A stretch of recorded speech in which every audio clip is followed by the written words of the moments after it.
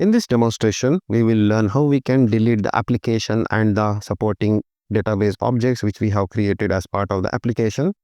In order to delete an application, we have to get into the app builder, select the appropriate application from here, click on this, and on the right side under the task, we have to click on delete application. So here I will check mark remove application definition as well as deinstall supporting objects.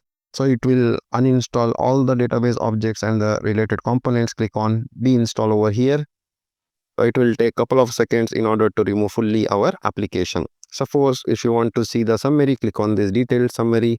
It will tell what and all things it has removed over here. So that's fine. We'll go to the app builder again and verify we don't have any application. So we are back to our wizard where it says get started now. Also, if we go to the object browser, we should not be seeing any of the tables. Like here, it has not removed department and M table. So it has left it as is over here.